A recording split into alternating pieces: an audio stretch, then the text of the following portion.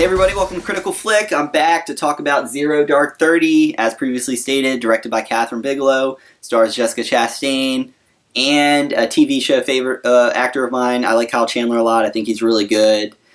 He's also in this film. Not a huge role, but he's good in it for the parts that he's in it, for sure. This movie tells the story of Jessica Chastain's character, Maya, who uncovers where Osama Bin Laden's compound is, and it tells the story of the assault on that compound, as everyone's heard, about on the news back in 2011, I think it was when it happened. And so this is really a great film, and I think got robbed of Best Picture. This was the best movie to release that year. I loved this movie. I walked out and I was just like, wow, I watched a movie, like 10 scenes.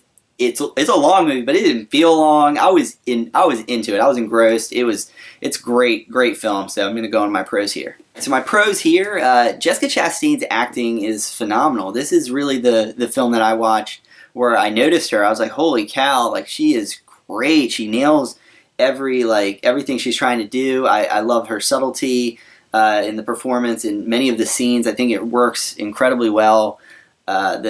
It's great to watch, and I'm glad that she's still giving it her all in movies, and she's still a great actress, one of the best probably working today. So I definitely loved her acting in this film. My second pro is, again, I'm going to go back to the authenticity, which I talked about in The Hurt Locker.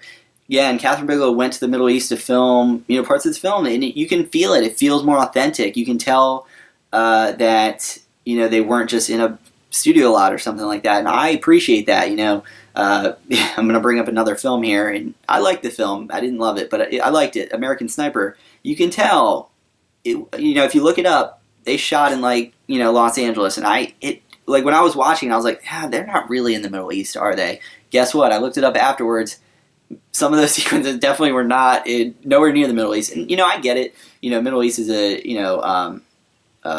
not a safe place to be, I guess, at the current moment, but at least she chose to film in locations that were at least safe enough to tell this story on screen, and it works incredibly well. So I love that. My next pro would be just the tension in this movie. I mean, there are so many sequences that are so intense and so good. Like this is when I see movies nowadays, this is kind of what I hold it to. I'm like, was it as tense as Zero Dark 30? Because there are so many incredible sequences, and probably the best sequence in most talked about is when they're actually the raid on the compound.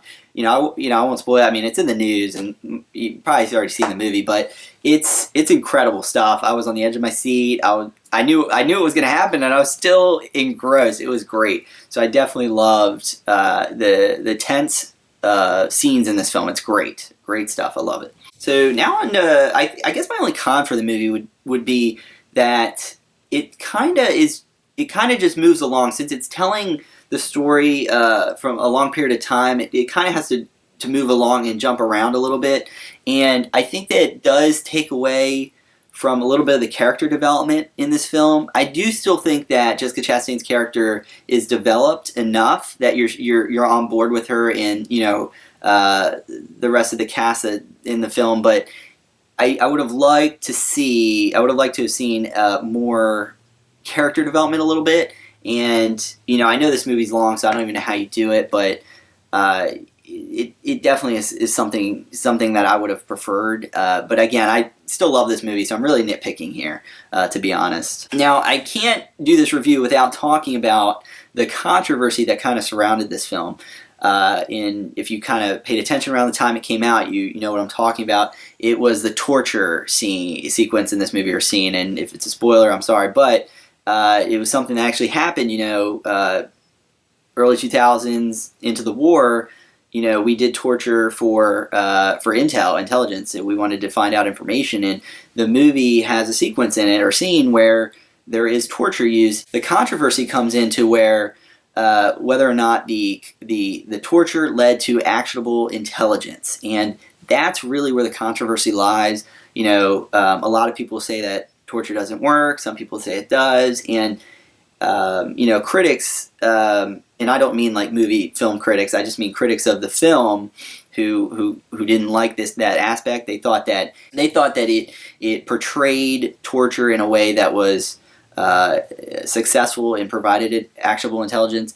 And I think the movie did a really good job. Personally, this is my opinion. I think it did a really good job of balancing that. I don't think that it did a great job of portraying that torture led to actionable intelligence. There's even a scene in the movie where they ask one of the prisoners about a day, and he just starts blurting out days: Monday, Tuesday, Wednesday. I mean, he's not answering it.